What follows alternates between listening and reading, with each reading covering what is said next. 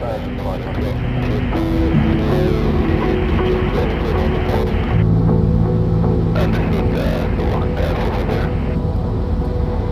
that again, thanks, Carl. First checklist. Okay, 5000 blue is checked. 5000 checked, yep. Approach checklist, mirror roof. 1014, 1014, seatbelts on minimum. 223. Auto brake, low. Engine mode select, off. Approach checklist.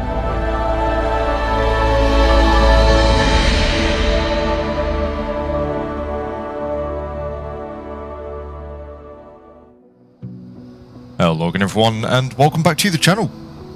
In today's video we are back in Microsoft Flight Simulator 2024, and more specifically we are going to be taking another look at the iniBuilds A321LR. Some of you may recall that we did previously, very briefly, take a look at the 321 during my full overview of Microsoft Flight Simulator 2024.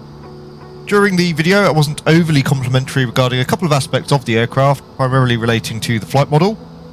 At the time, I essentially felt that the aircraft felt too lightweight, overly sensitive on the controls, something that I do believe is a bit of an issue with 2024. However, after that flight I actually had one of the iniBuilds technical pilot team reach out to me, and they very politely made the very reasonable point that my demonstration there of the aircraft was perhaps not entirely representative.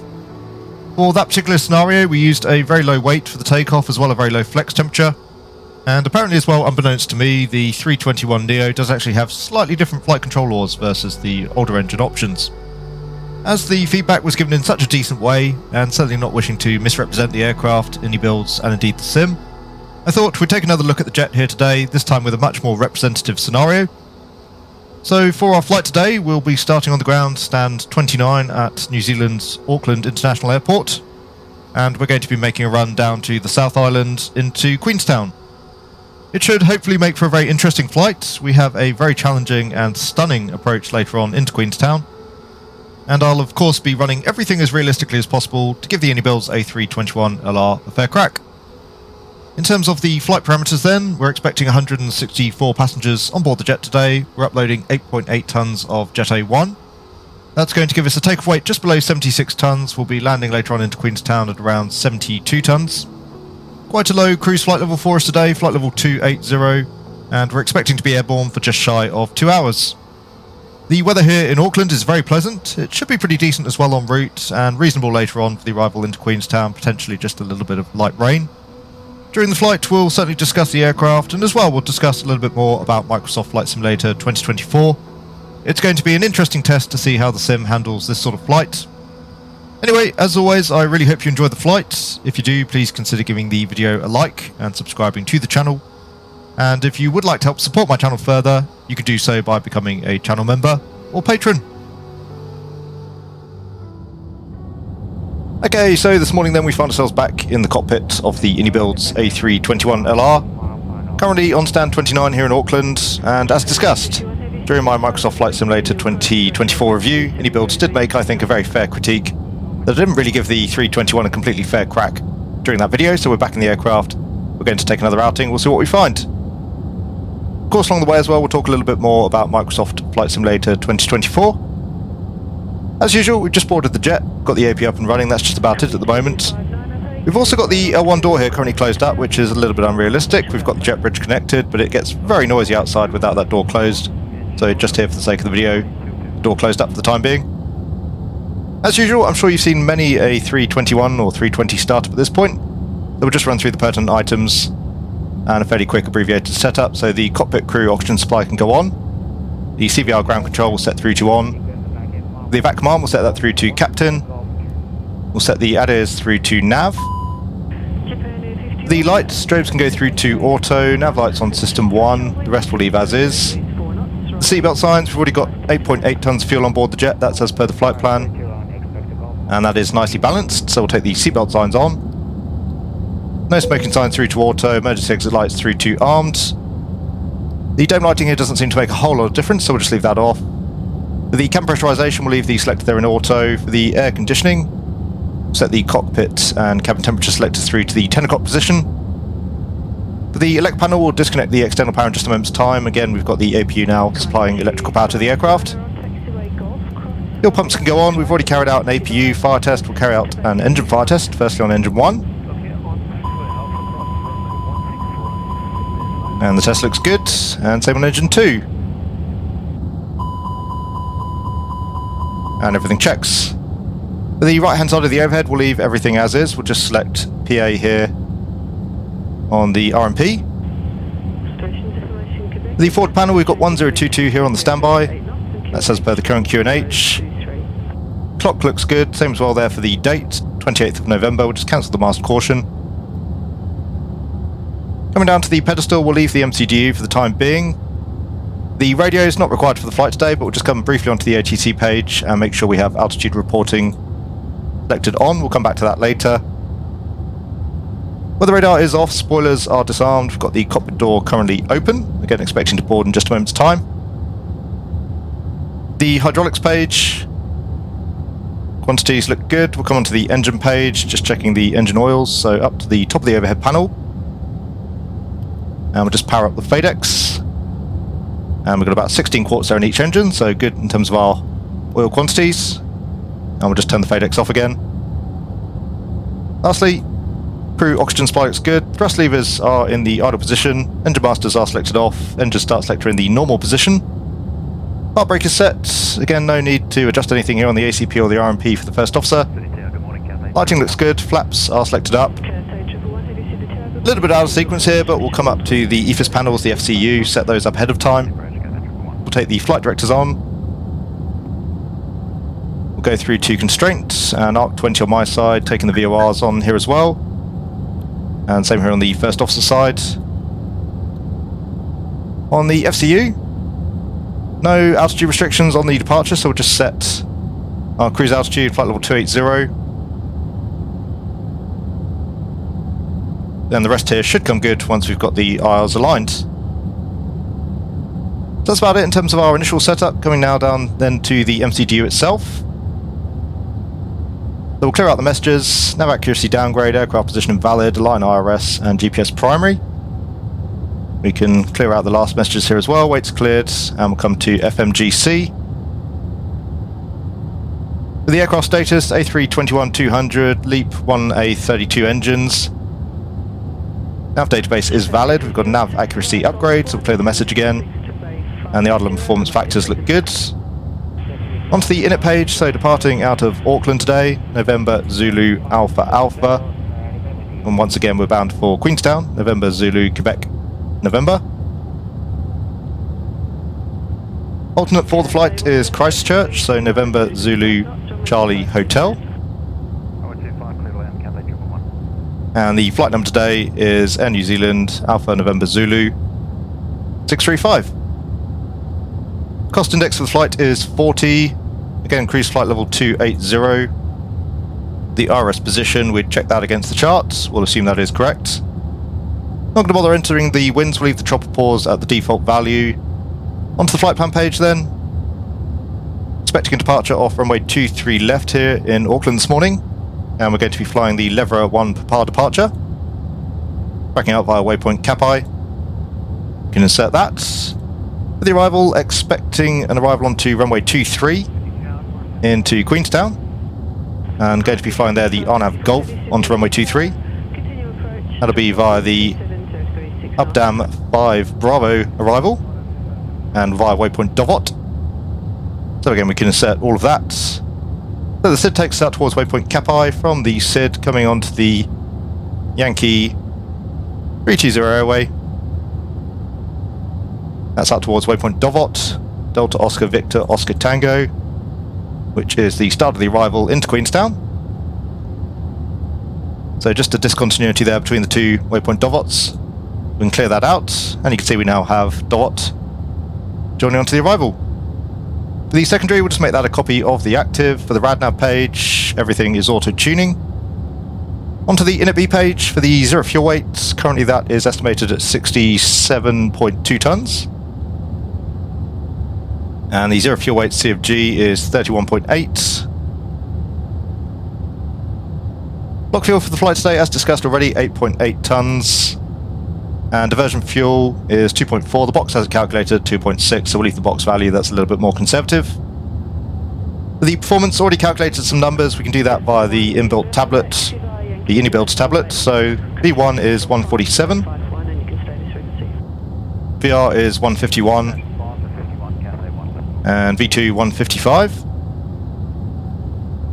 It's going to be a config 1 departure, and we're looking at a stab trim of up 0 units. Flex temperature today is 48 degrees, and we've got a transition altitude there of 13,000 feet. That is as per the chart. Thrust reduction and acceleration 1500, and we'll leave ourselves here in managed speeds. On the progress page, we'll just set Auckland, runway 23 left, and that is it in terms of the initial setup. In terms of the briefing, actually one feature that I wasn't aware of with Microsoft Flight Simulator 2024, and it may well be the same for yourselves. I saw this courtesy of EasyJet Sim Pilot. We actually have inbuilt real-world charting available by default within the sim. So if we bring up the inbuilt EFB, you can see here, we'll come onto the map page, we'll search for Auckland in this particular case. We can come down to the charts tab, and we have all of the real-world charting here for the airfield. So again, we're flying the Level 1 per par this morning, and I believe the chart's courtesy of Lufthansa Systems, as you can see down there. So overall, a really nice feature that saves you a Navigraph subscription potentially, which is pretty big money. And as you can see, the charts are detailed, highly usable. I do though personally prefer the Jepson layout for the charts. So here we're going to close up the tab, and we'll just brief off the paper chart. We'll do the same later on for the arrival as well. So in terms of the chart that we're looking at here, it is Auckland's runway 23 left. It is the level 1 per par departure. It's an RNAV SID. We do now have GPS primary. Transition altitude, as discussed, 13,000 feet. Aerodrome elevation is 23 feet. In terms of notes, it just mentions contact Auckland approach 124.3 as soon as practicable, or prior to 1,500 feet. In terms of the departure itself then, it's runway heading out towards waypoint Earsip, and then tracking out towards the south towards waypoint Kappa. Again, no altitude restrictions on the departure, so we've just set cruise altitude of flight level 280. In terms of the terrain, a slightly higher MSAA out towards the southeast, 3,400.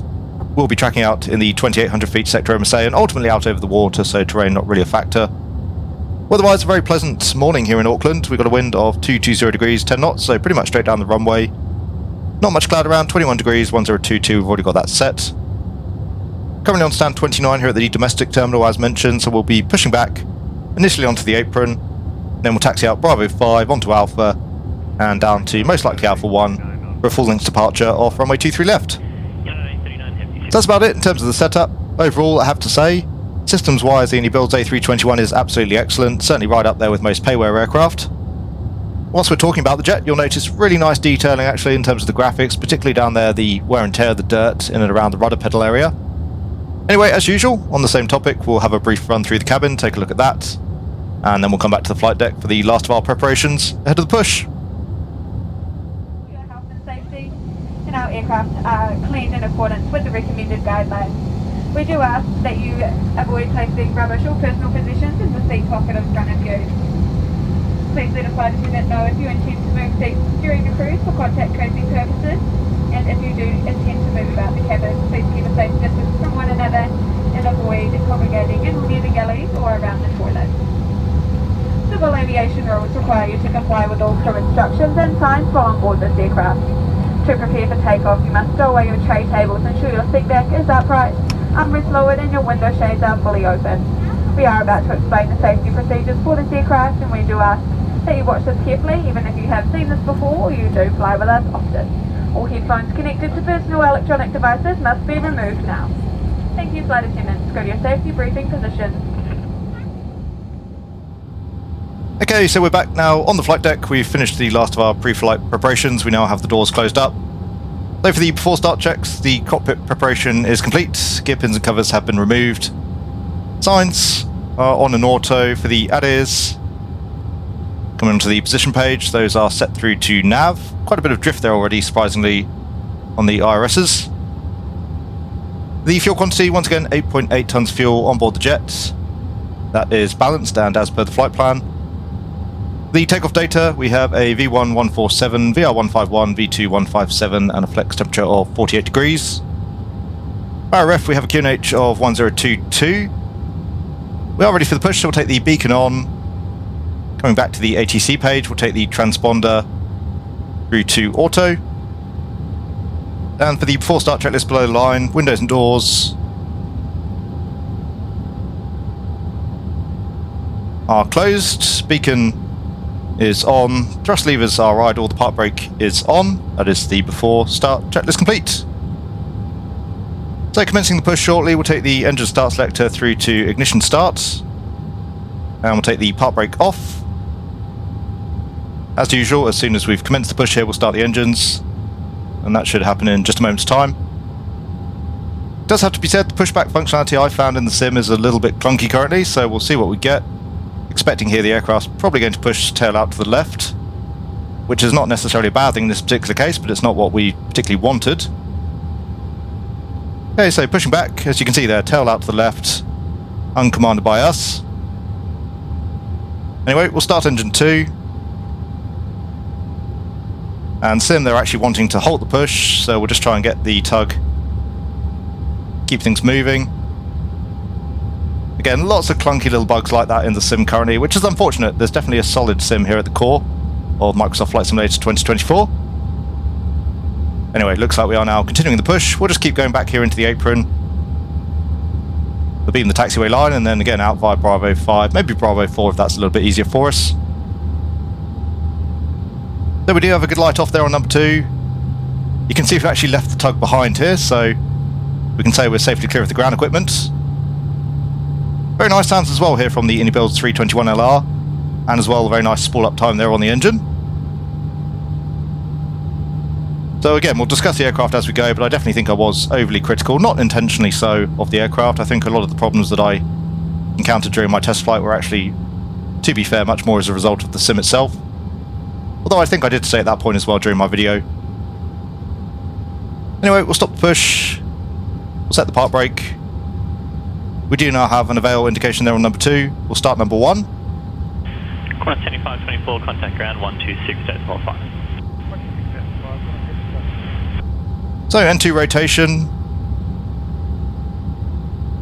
Keeping an eye there on the oil pressure, that is coming up. The tug is definitely clear.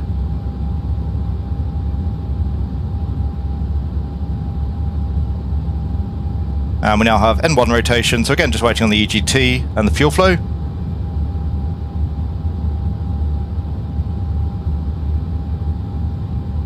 There's our light off, EGT coming up, same there for the fuel flow.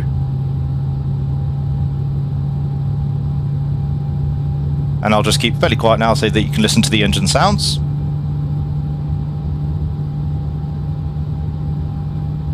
United 839, wind 310 degrees, 5 knots, runway 25, clear to land. Okay, runway 25, clear to land, United 839. So we should see the number 1 here stabilise as well, around 20% on the M1.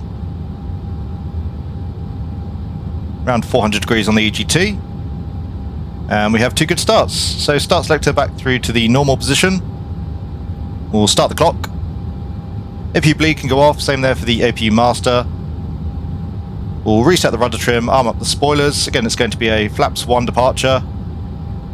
THS setting is good, 0 units, nose up.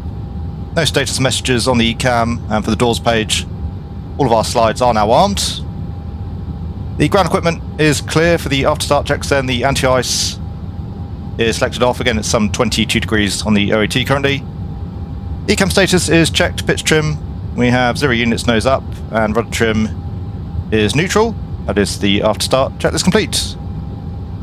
So taxiing out to the right, we'll take the runway turn off lights on, nose light through to taxi. All clear here on the left, same here as well. On the right, the park brake can come off. Only needing a very small amount of thrust there to get the aircraft rolling, which is nice to see. And as discussed here, we can turn next right onto Bravo 5, and then first left onto Alpha. Once we're established on Alpha, we'll start running through the before takeoff items. And 1 minute there currently on the chrono, we're looking for 5 before the takeoff. As you can see there from the windsock, the wind more or less straight down the runway. Again, we've got about 10 knot headwind here for the departure. All clear on the right. And again, graphically the sim is just an absolutely stunning effort from Asobo. Although even there are certainly a lot of bugs still that currently need fixing up. I've been one of the lucky ones, I've not encountered too many so far. Okay, so Alpha down to Alpha 1 for the flight control check. We have full up,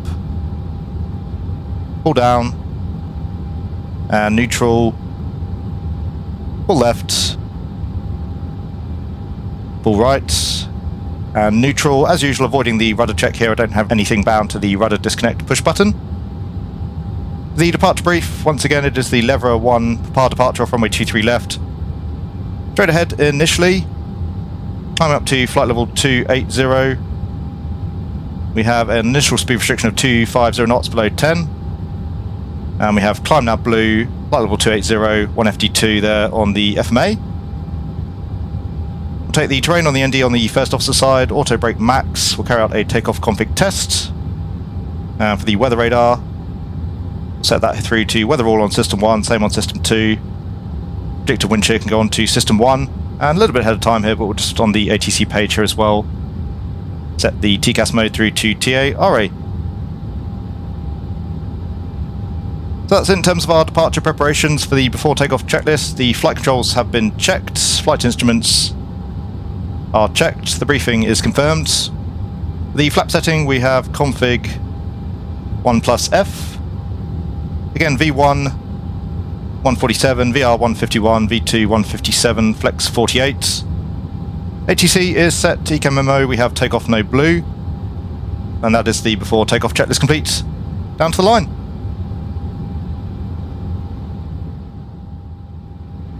Taxi enter line up runway 11, event 50. Event 50, correct. Clearance wind up to copy. Stand by. Stand by.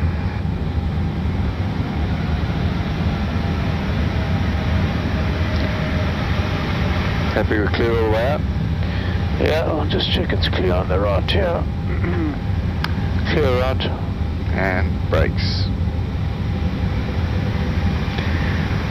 And yeah, race clearance and go from there. Go ahead, clearance please.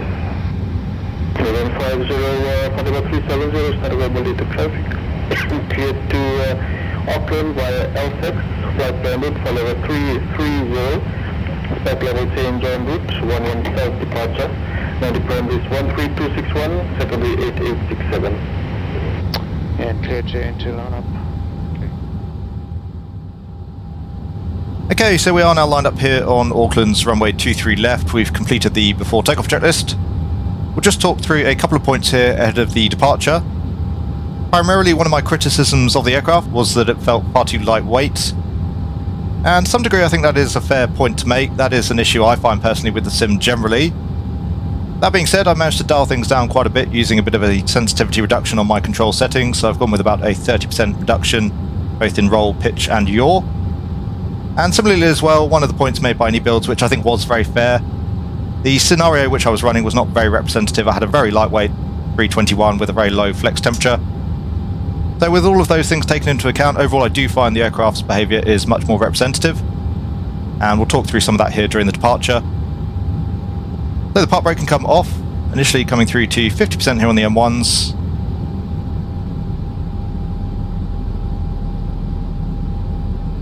And take off. So thrust levers through to the flex MCD detent. I do find that a little bit hard to get without looking visually. So we have man flex 48, SRS runway, auto thrust blue. Thrust is set. And overall with that sensitivity curve reduction, the rudder response feels much more reasonable now in the sim. Up through 80 knots, so releasing the forward pressure on the stick, up through 100 knots. Slight crosswind out from the left, and you can feel that. The nose wanting to be dragged around to the left, so a little bit of right rudder. This is V1 and VR, so back on the stick. And again, the A321LR certainly feels much more representative now in pitch there during the rotation. As nav, we do have a positive climb. We'll bring up the gear, pitching up to around 15 degrees.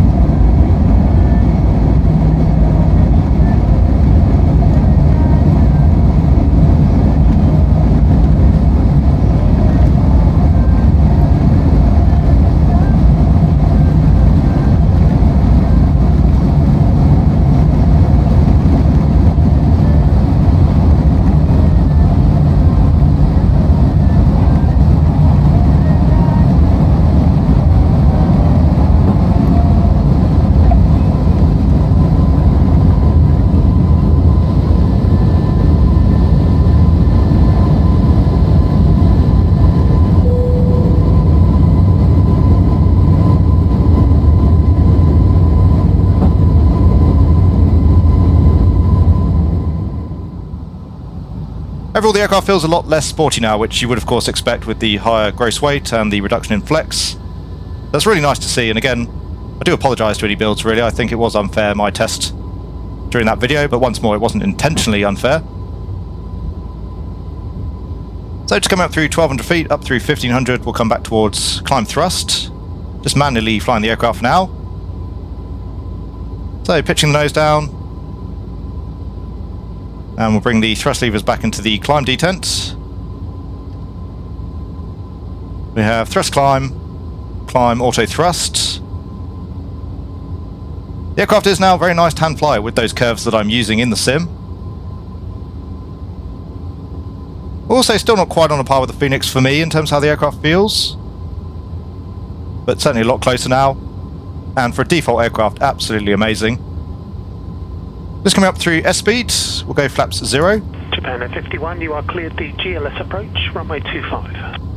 Clear GLS approach, runway 25, Japan at 51. Okay, just coming slightly nose up again on the pitch. And the aircraft does feel much more weighty now, a little bit more sluggish on the controls, which is nice to see. Coming up through 3,000 feet, approaching 250 knots here in the climb. We'll just fly the departure turn here as we come over waypoint airsip, and then we'll get the autopilot in. So the flaps are up. We'll take the runway turn-offs off, nose light off, and we can disarm the spoilers. Making our left turn now. Just hold the after takeoff checklist here till we've got the autopilot in. Qantas 7524, descend to 6,000. Getting a nice high rate of climb out of the jet, doing nearly 4,000 feet per minute, but we're fairly lightweight still overall.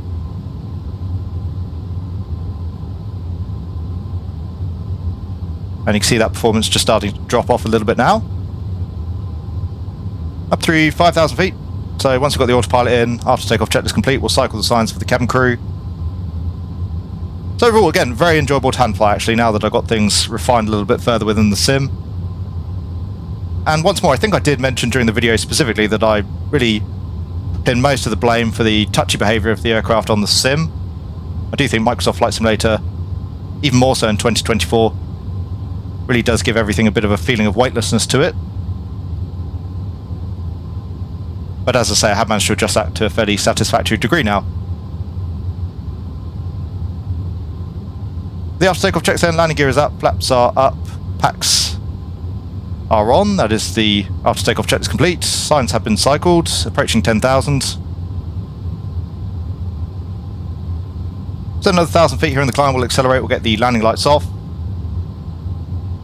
In terms of the progress page, currently showing an arrival into Queenstown with about 4.6 tonnes. As discussed, we need 2.4 for the diversion over to Christchurch. So we'll have about an extra 2 tonnes. Around an extra 40 minutes on arrival, which makes sense. Got 20 minutes contingency planned and then 30 minutes extra, as I usually like to do with a new aircraft in the sim. Up through 10,000 then, accelerating up towards 313 knots here for the climb. We'll take the landing lights off, just hold the passengers a little bit longer. Unfortunately, not a whole lot for us there out the right-hand window. We've got a little bit of scenery to enjoy here out the left window. As with 2022, unfortunately, I do find that the ground textures get pretty blurry at a relatively low altitude. Qantas 7524, cancel star, continue present heading. Certainly in X-Plane you'd see much sharper textures than that with photo scenery. So whilst the sim can look really stunning, I think there are still certain aspects of it that do need tweaking. For example, the photogrammetry looks even more rough now at a fairly conservative distance, I think, than it did even in 2022. And it seems now as well that you can't select between photogrammetry and photo scenery. You either have them all on or all off, at least to some degree. I noticed with photogrammetry turned off, I got a lot more trees scattered around the landscape. So that seemed a bit of an odd choice. There are quite a lot of choices in 2024 that seem a little bit strange on the face of it. But as I mentioned during the departure, we do have real-world charting. So again, I don't think that Asobo is necessarily trying to gamify the sim. I think they are making a genuine concerted effort to make the sim more realistic. Just coming up through the transition altitude, so we'll go standard now on the altimeters. We've got standard set and cross-checked. We'll leave 1022 on the standby for the time being. We'll take the terrain display off here on the first officer side. But as I say, there are a number of issues that I think were constantly brought up by the community with 2022 that still exist in 2024. One of many being here, the toolbar. I really wish we could get rid of that. It really kills the immersion. And I'm really not a fan of actually making videos with it, but nevertheless, stuck with it for the time being. Nobody seems to have yet made a mod to fix that. As well, we saw during the pushback there, things needing a lot of refinement. Overall, it just seems quite clear that whilst the sim does have a lot of positives, it was really, I think, released just far too early, with quite a lot of bugs fixing and updating still required. That was, to be fair, the same with 2020, so I suspect that DeSobo will put in the work and fix up the issues that exist. It is, though, probably again going to take around a year or so, I would think, for the sim to really mature. Anyway, for now, just coming up through flight level 160, again going up to flight level 280. We've got about an hour here in the cruise. Really looking forward to the arrival into Queenstown. It is a stunning arrival, coming in through the mountains, and we've got a nice visual segment to fly there as well. En route as well, some pretty special scenery. We're coming over New Zealand's South Island, so plenty of mountains for us to look at. We'll, of course, as well enjoy the visual model of the iniBuilds A321LR. For now then, though, you can sit back, relax, and enjoy the flight. Qantas 7524, start reducing speed to 220 knots. Reduce 220, Qantas 75. Cathay 111, turn right, heading 150 base. Right, heading 150, Cathay 111.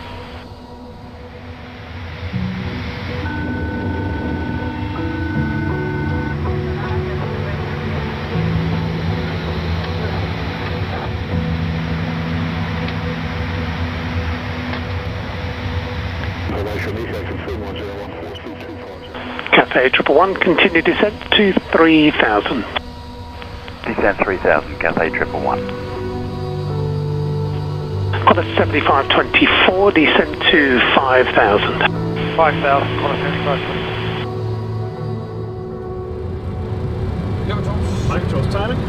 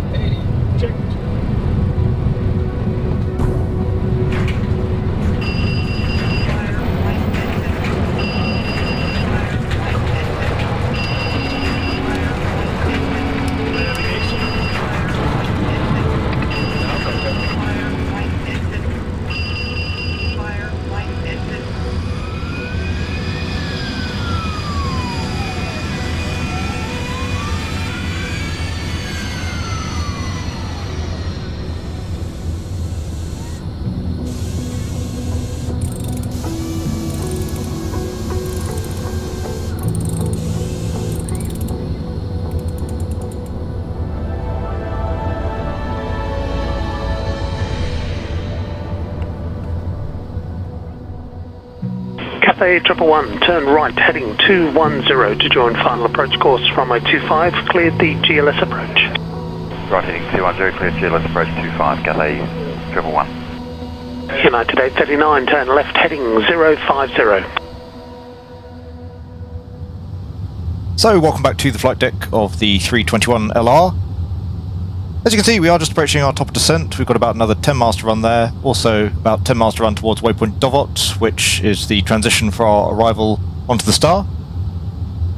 As you can see, just coming over the westerly mountain ranges here of New Zealand's South Island. Significant terrain here on the descent and the approach. We'll brief that up in just a moment. For now, though, we'll get the aircraft descending here just a little bit early. And we're going to go straight down to 5,000 feet. We'll discuss more about that during the briefing. We'll let the aircraft manage everything, see how it copes. So we'll go for a managed descent. We have descent out magenta, flight level 150. And expecting to see the aircraft initially give us 1,000 feet per minute on the road to descent. That looks to be pretty good for the time being. So we'll leave the aircraft here in a managed descent. We'll brief things up and then we'll get the jet set up for the arrival. Again, just approaching waypoint Dovot, which has us transitioning onto the Updam by Bravo arrival. That is plate 10-2 Echo. It's 9 Star. Coming in from Dovot out towards the southwest, over towards waypoint Updam, we need to be max 250 knots below flight level 240, above flight level 150, hence the out magenta at waypoint Updam, and we'll then be tracking out towards the southeast, on towards waypoint Nadip, Olbuck, and then ultimately Ugped. From Ugped we're going to be joining onto the Arnav Golf arrival for runway 23 at Queenstown. Cathay 111, I would like to reduce speed to 180 knots. In terms of the Arnav arrival then, that's plate 12-2. Pertinent points to note there, the final approach course 256, we've got a check height 6,300 feet at waypoint Akaba. Down to the MDA of 4,100 feet, we need 5 kilometers there in terms of the visibility for the approach. We've got an aerodrome elevation, significant today, of 1,171 feet. Transition level is flight level 150, we'll check that in the box in just a moment's time.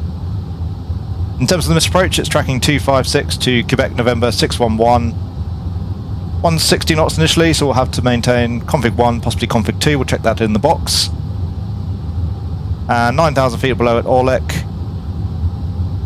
And climbing ultimately up to 10,000 feet, max speed of 210 knots for the entire procedure.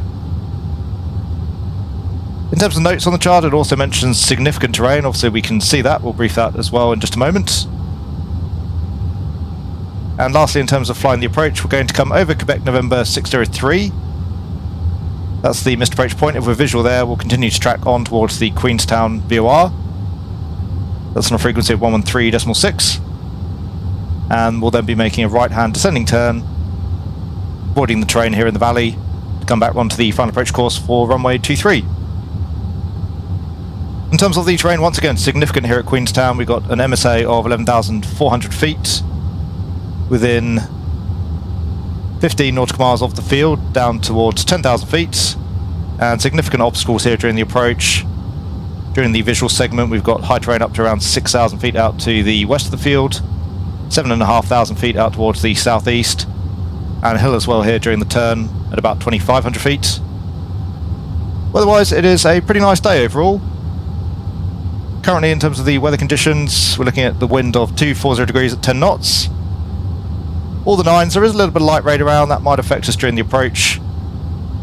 Obviously if we're not visual, we'll have to make a missed approach.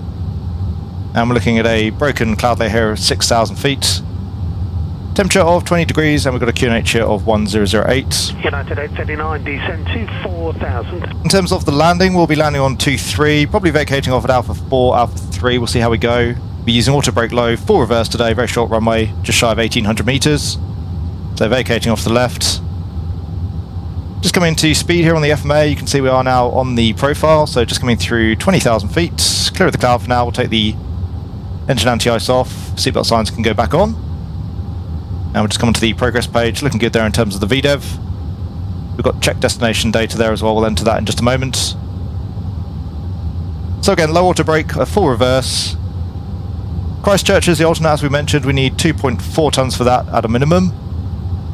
And currently in the box there showing a landing here with 4.3, so an extra 1.9, just shy of 2 tons, which, as we mentioned during the departure out of Auckland, gives us around an extra 40 minutes. Got a 7524, descend to 3,000. Really looking forward to showing the arrival. It is, as you can already see, spectacular during the approach. I was hoping to show you the RMP Zulu approach, but unfortunately that doesn't seem to be coded here in the sim. Got a 7524, reduce speed further now, 190 knots. So just down through 20,000 feet, again we have speed, now rolling back towards 250 knots for the restriction at waypoint Updam. And we have thrust idle. So good in terms of the briefing, in terms of the box for the flight plan. We've already checked that, we'll clear out the check destination data. We are though just going to come onto the fixed page. And we'll put the Queenstown, Quebec November VOR as fix number 1. That's just going to allow us to have a visual reference on the ND here. We'll drive the aircraft towards that if we are visual at the missed approach points. On page 2, we'll put Queenstown, November Zulu, Quebec, November, runway 23. And we'll put the final approach course, that's 233 for the radial. Actually, correction, we need that as the reciprocal, so 053. And that's going to give us a nice reference on which to turn into once we make the visual manoeuvre. So flight plan page is good. For the RadNav page here, Not sure whether or not there's an issue with the VORs currently on the aircraft. We've got Mike Charlie Charlie tuned up, not picking anything up there. On a previous flight I did try tuning up Quebec November manually and we didn't seem to pick that up, but we'll see how we go. You can see we now have that manually tuned, and this time it does look as though we're picking up the data, so we can use that as a reference as well for the visual manoeuvre. On the fuel page again, 2.6 tonnes is needed for Christchurch according to the box, 2.4 on the paperwork. So we'll say we've got about an extra 1.5 tonnes, about an extra 30 minutes in total. So the fuel burn on the jet as well seems to be very reasonable. And just looking at the fuel page, we've got about 2,200 kilograms now in each main tank. For the performance page, the QNH, as we mentioned during the briefing, 1008, a temperature of 20 degrees, and the wind currently 240 at 10 knots. 120 to fast, Cathay 111, good morning. Bye-bye. The transition altitude, again, 15,000 feet, we approach 133, and the minimum for the approach, again, 4,100 feet. Lastly on the progress page, again, we'll set November Zulu, Quebec November, runway 23, and that'll give us a distance direct to the field. So currently only 20 miles from the field, as you can see there on the nav display. But essentially here for the approach, we're going to drive the aircraft all the way around the arrival, once again inbound towards waypoint Givak. So in terms of actually flying the approach, once we're inbound towards Givak, we'll arm up the approach here on the FCU. We'll then have the aircraft track towards the missed approach point, which is Quebec November 603. If we are visual at that point, we'll take the automatics out. We'll take ourselves towards the Quebec November VOR, and again we'll make that right-hand descending turn back round onto the runway centreline. You can actually just see Queenstown off the nose, straight out at our 12 o'clock. In terms of the weight then, we are below max landing weight, weather is good. Approach has been set up, the aids are set. In terms of the auto brake, we'll go auto brake low. Briefing is complete, and just coming down now through flight level 160. We'll just come onto the QNH here a little bit early. And again, setting 1008. United 839, turn right, heading 150 base. We are descending down to an altitude, so we're fine in terms of setting that QNH a little bit early. We've got 1008 set there on both sides. In terms of the approach checks then, the briefing is complete, ECAM status is checked. Seatbelts are on, barrow ref, we have a QNH of 1008. For the MDA, we have a barrow of 4,100 feet. Engine mode selector is normal, and that is the approach checklist complete. So once more, Queenstown off at our 1 o'clock, we'll just continue here on the arrival. Initially tracking over waypoint Ugped, then coming back round towards the west.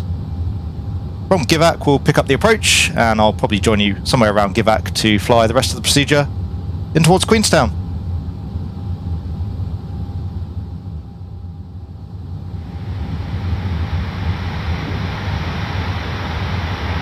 Transition. Set QNH. 014.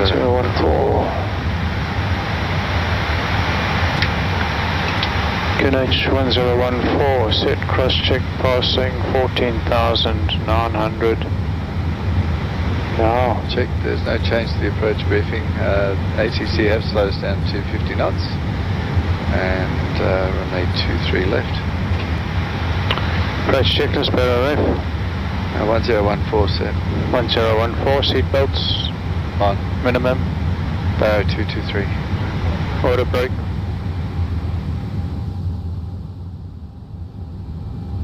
Okay, so we're just coming down now through 8,000 feet, 5,000 feet for now, still the descent point.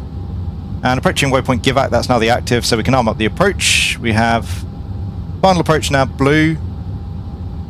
And we are now in the approach phase, so maintaining green dot for the time being. Still showing high here currently on the VDEV. And showing about 3,000 feet high. Speed to check, we'll take flaps 1. We'll start getting out some drag, get the aircraft coming down. We have approach nav. And again, holding that until we hit the missed approach point, which, as we discussed, is Quebec November 603. Defending 51, request the packet runway from Golf 1 or Golf 2. Okay, coming back now towards S speed, we'll take the speed brakes again, just to help the jet here in the descent.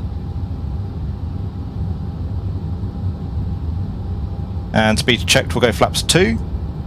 Japan Air 51 Heavy Sydney Tower, good morning, continue approach, threshold wind 270 degrees, 3 knots. Just coming down through 7,000. We can actually descend down to 4,100 here ahead of the missed approach point, so we'll set that. There's 4,100. And we'll go selected speed of 180 knots. So we've got Queenstown out star 11 o'clock. We can just follow the course of the river inbound there towards the fields. And you can see the manoeuvring area here out towards the north of the runway. So again, just making that right-hand descending turn, following the contour of the valley and the hills. We've got the 2,500 foot hill that we spoke about earlier on during the briefing, just off the nose. And we'll be bringing the aircraft back round out to the east of that, so on our present side of the hill. Clearly we are visual, so happy to continue past the missed approach point. And with that in mind, we'll come into heading. So just continuing to track inbound towards Quebec November. We've got thrust R11 descent heading. And now just coming nicely onto the vertical profile. 2259 vacate right onto Golf 2 and then taxi via Golf, hold short Alpha. So we'll get rid of the speed brakes again. And in terms of the automation, we can get rid of the automatics, so we'll take out the autopilot. For some reason my default key binding not working in that regard. We're not going to be following the flight directors at this point, so we'll take out the flight directors. We'll come into track FPA. We'll set the runway QDM, which again is 233.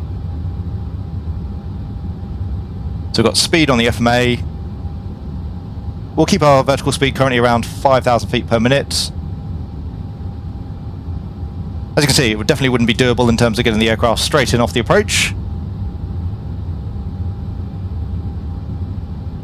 So just coming down through 5,000 feet, we'd seat the cabin crew. We'll start reducing the speed momentarily back towards 160 knots ahead of the turn. And again, just shallowing up that descent rate. As mentioned, just following the contours of the hills round through the north and back round to the south. Aircraft just struggling a little bit to maintain speed here in the descent, so we'll take the gear down.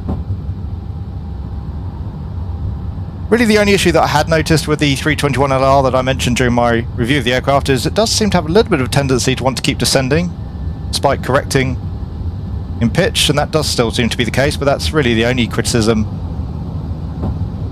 that I can level at the jet at the moment. It is a really nice add-on overall, considering it's a default aircraft. So approaching 4,500 feet, we'll set 10,000 again on the FCU for the missed approach. It's a 3.3 degree slope,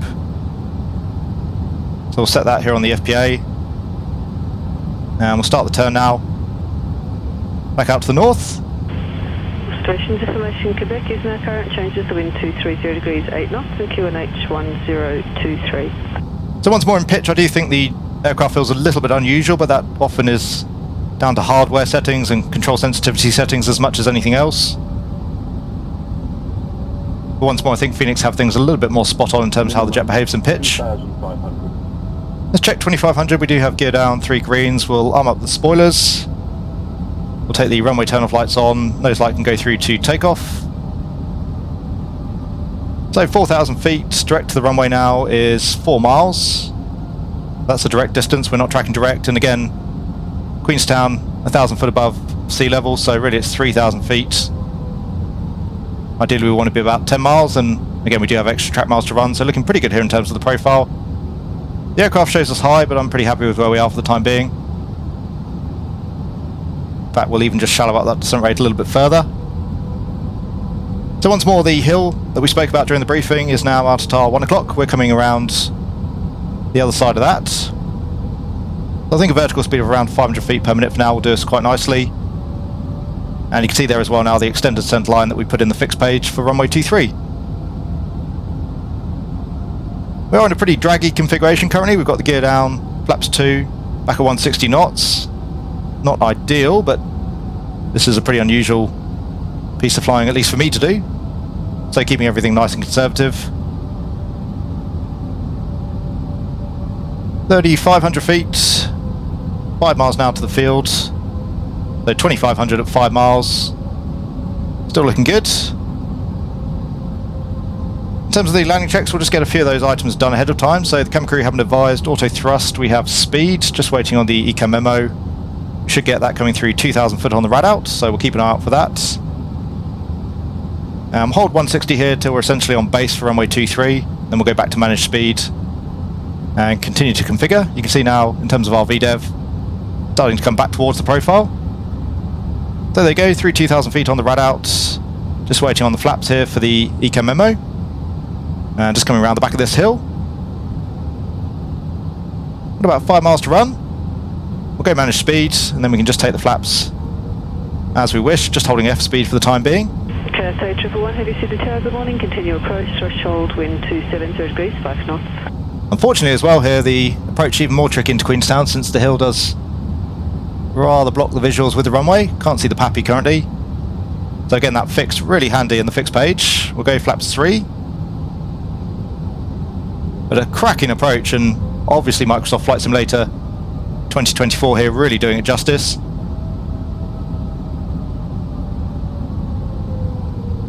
Nicely coming around on final. It's actually quite hard to believe that aircraft do this in real life.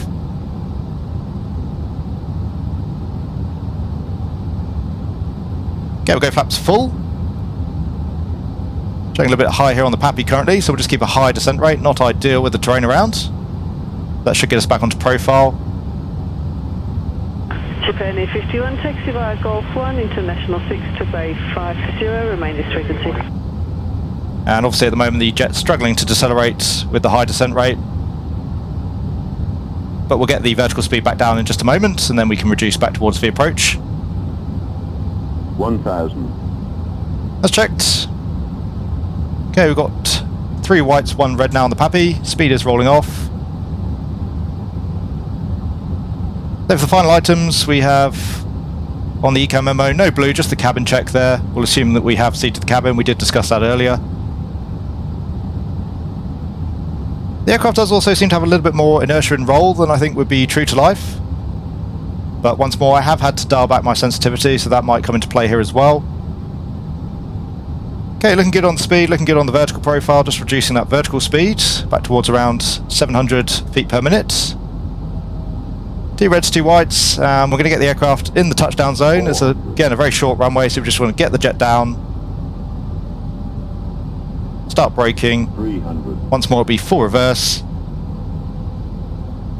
little bit of turbulence here as well. It does feel to me as though that tends to affect the aircraft more than would be realistic. I think I've even got it turned down towards low in the sim. Retard 10. Okay, back off the thrust levers. Retard. Retard. There's touchdown, full reverse.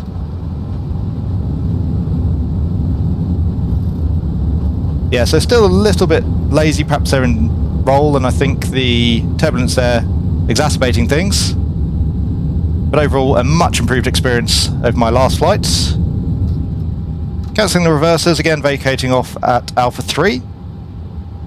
And looks like our best bet here is going to be, we'll head straight in towards stand 3, which is straight off the nose.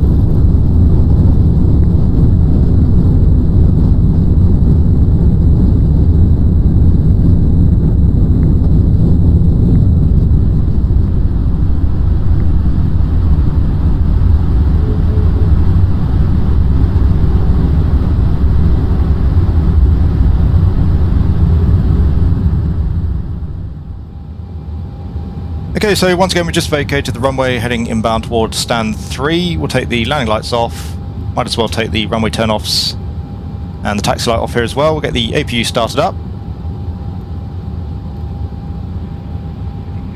And ahead of coming onto the stand, we'll take the weather radar off. Then as well for the predictive wind shear, we can retract the flaps and disarm the spoilers. We'll hold off on the rest of our items for the time being. We'll focus here on the parking. We'll get the aircraft parked and then we'll run through the after landing checklist. So slowing ourselves down, we'll just move forward a little bit more. Onto the brakes, we'll set the parking brake. And for the after landing checks then, the flaps are retracted, spoilers are disarmed, APU is starting, radar is off, that is the after landing check is complete. As well on the ATC page we've just taken out the TCAS and we've set the transponder there back through to standby.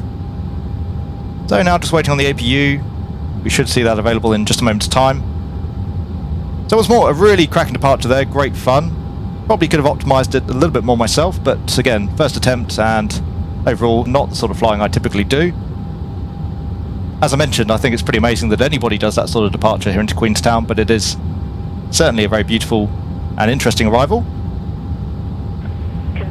Overall, could have kept the speed back a little bit more there for the final approach, but happy with the landing overall. Anyway, we do now have APU available, the bleed can go on. We can shut down the engines.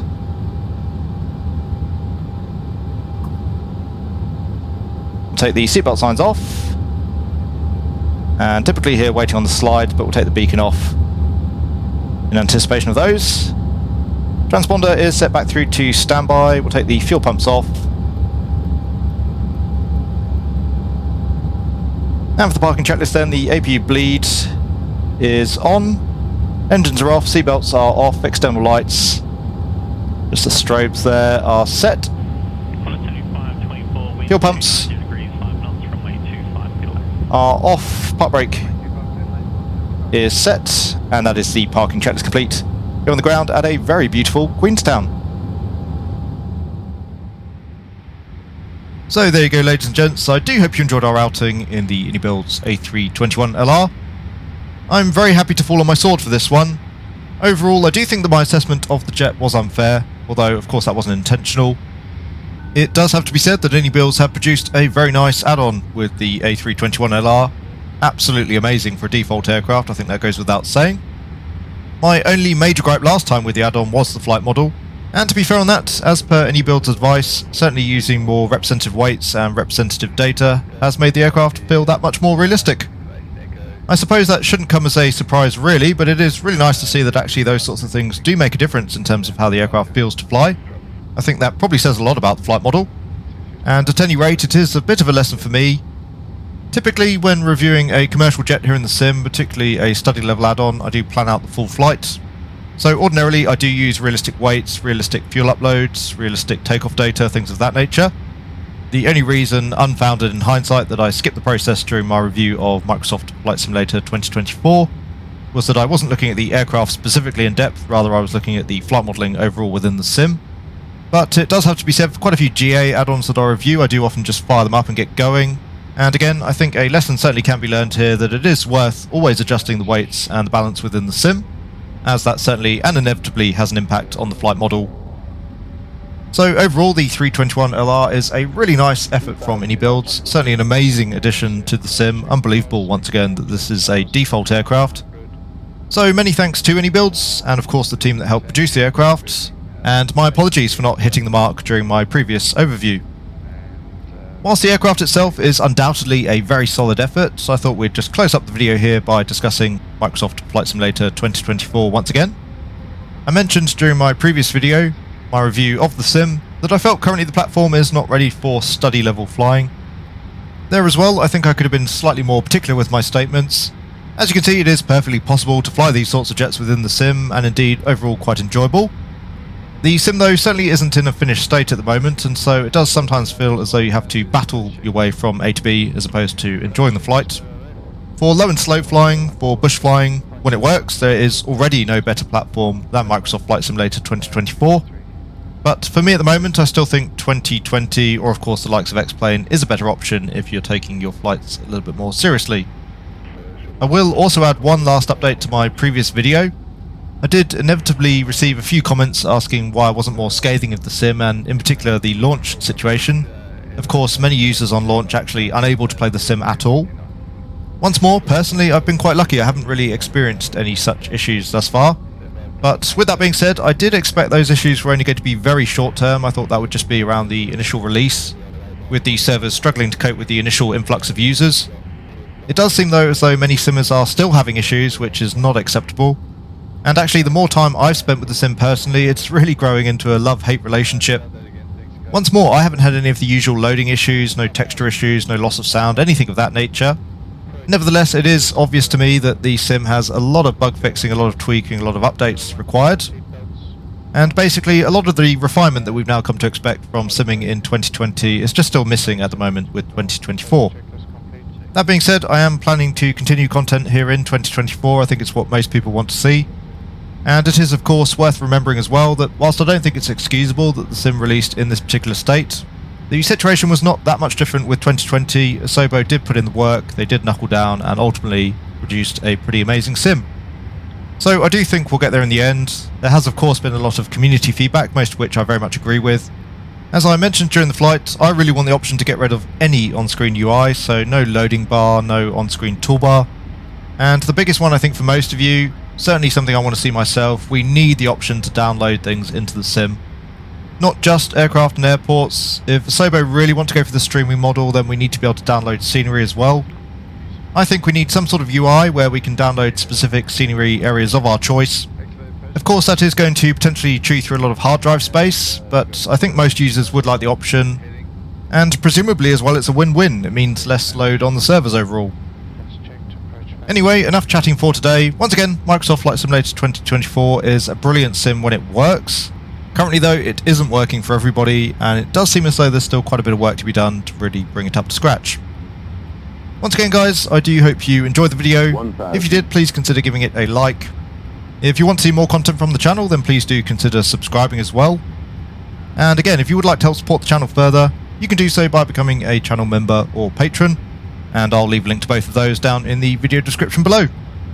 A very big thank you, as always, to my channel members and patrons for making this content possible. And to all of you, I do hope you're having a great day wherever you are. Take really good care, and I will see you all again soon.